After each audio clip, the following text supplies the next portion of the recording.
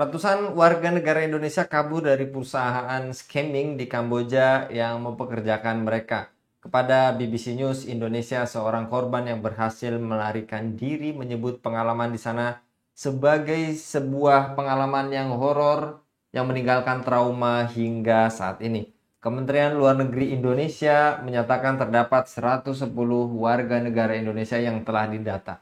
Mayoritas korban mengklaim sudah dipulangkan ke Indonesia setelah menjalani pemeriksaan di kantor keimigrasian Kamboja. Masalah bermula dari unggahan video TikTok memperlihatkan puluhan warga negara Indonesia berjalan beramai-ramai di sebuah area yang teridentifikasi di daerah Kandal, Kamboja pada 17 Oktober 2025. Kenapa negara baru bertindak setelah adanya viral? Apakah kemiskinan membuat rakyat mudah diperdaya? Siapa sebenarnya yang melindungi sindikat ini dan apakah ini bukti negara gagal menciptakan pekerjaan yang layak? Untuk membahasnya kami terhubung dengan Dr. Rian dari Himpunan Intelektual Muslim Indonesia. Kita sapa terlebih dahulu. Assalamualaikum warahmatullahi wabarakatuh, Dr. Rian. Waalaikumsalam warahmatullahi wabarakatuh. Maraknya viralitas terhadap kasus WNI yang tindak pidana perdagangan orang atau TPPO dalam bentuk penipuan online di luar negeri ini, menurut Anda sampai kapan warga negara ini harus jadi korban kerja paksa di luar negeri? Apakah penderitaan mereka sekedar terdengar setelah lagi-lagi kasus ini no viral, no justice, lalu selesai, Bung?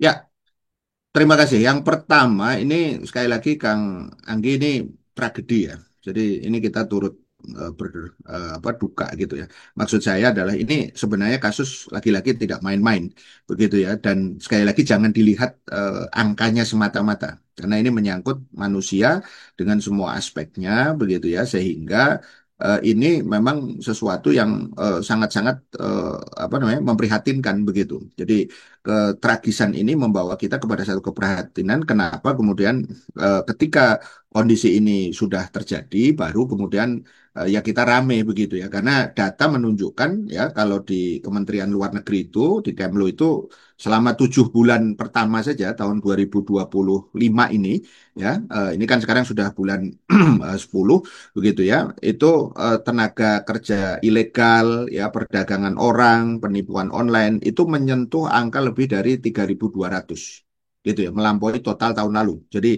artinya kita kita katakan ya dalam data itu 83% itu pemerintah menyatakan itu terkait dengan aktivitas penipuan daring tadi itu yang sifatnya tadi macam-macam ada scamming ada illegal trafficking dan seterusnya begitu yang ada di situ. Artinya ini tentu sebuah akibat gitu ya yang harus kemudian dicermati agar jangan sampai kemudian ini terjadi berulang dan berulang dan tidak hanya di Kamboja saja. Beberapa waktu yang lalu kita tahu ada wilayah-wilayah yang kemudian termasuk daerah merah gitu ya kira-kira kalau dalam konteks trafficking ini dan aspek-aspeknya tadi itu Thailand misalnya atau kemudian juga Myanmar begitu ya selain Kamboja begitu ya sehingga dari sini saya ingin katakan kasus ini enough is enough gitu mestinya.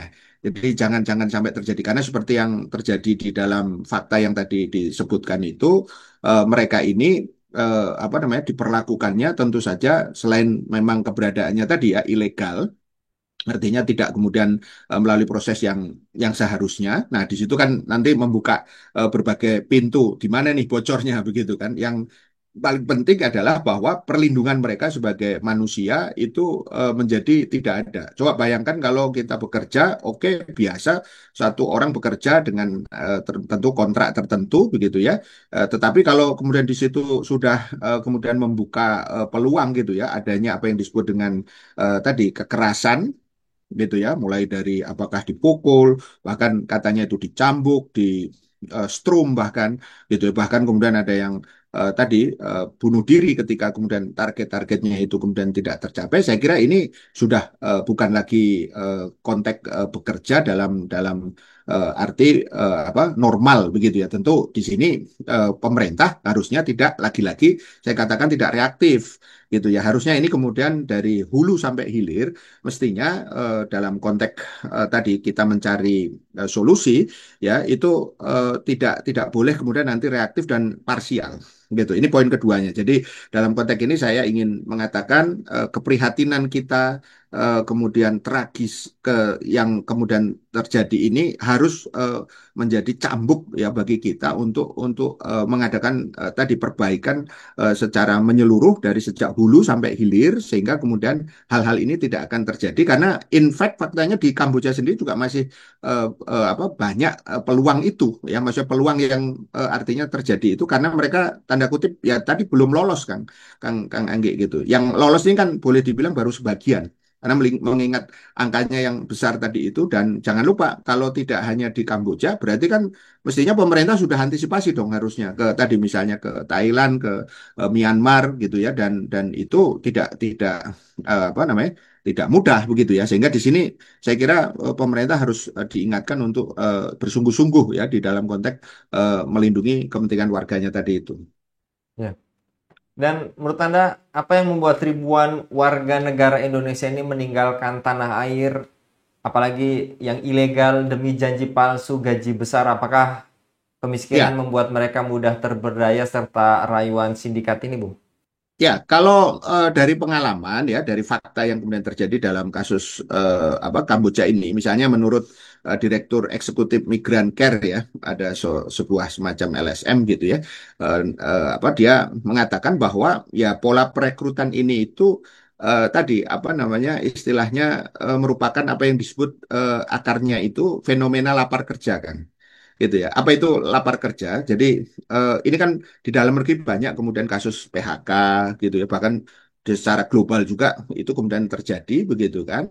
Nah, puncaknya itu ketika waktu pandemi kemarin gitu ya tahun 2000 sampai mungkin 2023 lah gitu kira-kira sampai benar-benar normal begitu ya.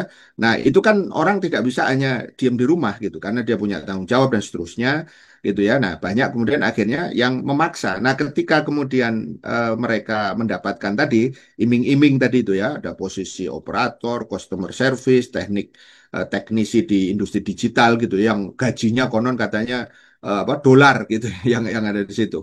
Nah, itulah yang kemudian dimanfaatkan oleh sindikat-sindikat tadi itu. Jadi artinya bahwa ini kemudian ada celah yang memang itu dari sisi tadi sebab akibatnya itu kemudian terkait gitu. Nah, pada saat yang sama ya itu harus diakui bahwa banyak yang bocor itu terutama di sektor keimigrasian. Artinya bahwa ke sana itu mungkin awalnya bisa jadi tidak untuk kerja gitu ya. Karena mungkin tadi hanya untuk sekedar jalan tapi karena tadi ada berbagai upaya untuk tadi memang menyelewengkan itu ya artinya sindikatnya ini ada di dua sisi Kang Anggi gitu. Satu sisi di dalam negeri. Nah, sisi yang lain ada di luar negeri. Disitulah ketemu antara katakanlah supply and demand kalau secara ekonomi gitu. Artinya pihak sana kemudian menganggap ini celah, pihak sini memfasilitasi tanda kutip tadi itu dengan memanfaatkan celah-celah yang ada. Makanya pemerintah dalam konteks ini tidak boleh abai karena ada anggapan bahwa seolah-olah persoalan ini itu hanya persoalan individu, Anggi. Maksudnya ya kamu ke sana itu salahmu sendiri kenapa mau ditipu gitu seolah-olah begitu. Padahal faktanya itu tadi dari fenomena ketidakadaan pekerjaan ya yang ada di dalam negeri gitu ya karena tentu di sini pemerintah ya kalau tadi disebut sebagai sesuatu indikasi kegagalan ya kalau pemerintah apa namanya jujur ya harusnya itu di apa namanya diakui gitu ya diakui dalam pengertian bahwa kegagalan itu mestinya lagi-lagi ya ini saya menggunakan istilah mencambuk kita gitu ya untuk menjadikan ini sebagai kesempatan agar ya tentu pemerintah harus berputar otak dong. Mereka kan dibayar di eh, gaji dengan uang rakyat itu kan untuk memikirkan ini semua begitu ya sehingga jangan sampai para eh, tenaga SDM kita itu justru akhirnya lebih tertarik ke luar negeri tadi itu padahal justru di situ ada jebakan-jebakan gitu. Saya kira itu Kang Agi. Dan lantas, apakah gelombang warga negara Indonesia ini jadi korban scam di luar negeri menandakan lagi-lagi negara gagal menyediakan pekerjaan yang layak? Serta sampai kapan rakyat harus mencari rezeki di tanah orang dan pulang dengan luka? Juga banyak kasus yang pulang hanya tinggal nama, tinggal hanya sekedar nama saja, Bung. Ya, itulah tadi yang saya katakan di sini waktunya kita kemudian berbenah gitu ya. Ini momen 1 tahun Pak Prabowo mestinya kan kemudian juga kemudian tidak tidak apa namanya tidak sekedar 1 tahun ya dalam arti waktu gitu ya. Tetapi sejauh mana kemudian kan ada tuh janji katanya konon katanya 19 juta lapangan kerja gitu ya. Artinya kalau kemudian itu tidak dipenuhi gitu ya dengan tahapan-tahapan yang ada gitu ya, tentu ini kan nanti akan menjadi janji-janji palsu gitu ya. Kadang mereka kemudian menginginkan suara rakyat itu dengan janji-janji itu kan begitu. Nah, artinya apa? Sudah saatnya pemerintah itu kemudian menurut saya serius untuk kemudian melakukan pembenahan dalam konteks ekonomi kita ini, terutama itu kalau menurut saya adalah sektor-sektor yang sebenarnya membutuhkan ya tadi katakanlah orang-orang secara lebih luas gitu ya apa yang disebut dengan sektor misalnya kepemilikan umum sekarang ini kan tambang kemudian itu sebenarnya memiliki ini Kang Anggi memiliki peluang yang besar tetapi sayangnya pemerintah justru blunder ya misalnya seperti kasus Freeport misalnya kemarin itu akhirnya kemudian malah justru tanpa ada angin, tidak ada hujan gitu ya, tahu-tahu kemudian diperpanjang. Ini tahun sebelumnya saja belum selesai, 2041 ini sudah diperpanjang sampai 2061 gitu. Artinya apa? Pemerintah berarti di sini berperan dalam menciptakan kegagalan di dalam memberikan pekerjaan di tengah-tengah masyarakat yang ada, terutama di sektor-sektor yang memang itu menjadi hak daripada rakyat gitu ya. Jadi jangan sampai nanti sektor-sektor yang seperti pertambangan, seperti kemudian kehutanan, kemudian juga industri gitu itu kemudian nanti hanya apa namanya di kuasai oleh segelintir orang yang justru tidak memberikan tadi termasuk di dalamnya IT kan kebanyakan di luar negeri itu kan di apa istilahnya tipunya itu kan dengan IT. Padahal sebenarnya di kita ini potensinya besar. Tentu tidak dalam konteks menipu ya, tetapi bagaimana membangun infrastrukturnya sehingga itu bisa menyerap banyak tenaga kerja. Nah, artinya sekali lagi poinnya pemerintah harus kemudian bertanggung jawab ya, tidak boleh kemudian tadi menganggap bahwa itu hanya persoalan individu karena kesalahan mereka kenapa mau tertipu, tetapi harus pemerintah kemudian menyediakan ini dan itu akan menjadi salah satu indikator apakah pemerintah itu sukses untuk kemudian mensejahterakan rakyatnya, terutama di dalam negeri ini. Jadi jangan banyak gaya kemudian seolah-olah menerima investasi, tapi sebenarnya nanti tidak berdampak kepada masyarakat yang ada sehingga akhirnya masyarakat terpaksa tadi memilih untuk keluar dengan resiko yang justru malah kemudian memberikan sebuah kondisi yang sangat-sangat membahayakan mereka. Saya kira itu Kang Anggi. Baik, Jazakallah Dokter Rian untuk paparannya ini menjadi pelajaran Ya, bagi kita bersama.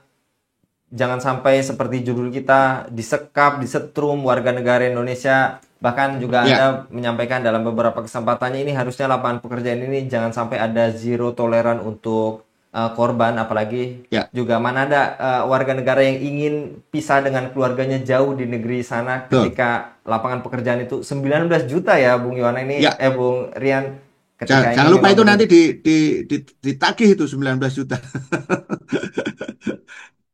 Baik, jazakallah Dokter Rian untuk paparannya. Semoga Ya, ini janji lapangan pekerjaan bukan hanya sekedar janji atau janji-janji politik seperti program sebelumnya yang ya, bahwa sampai detik ini meninggalkan utang seperti program BUS ya Bung Yona, ini ya. janji politik bombastis sampai detik ini bahkan sampai kiamat juga mengatakan tidak bakal balik modal gitu ya Bu Dokter Yona.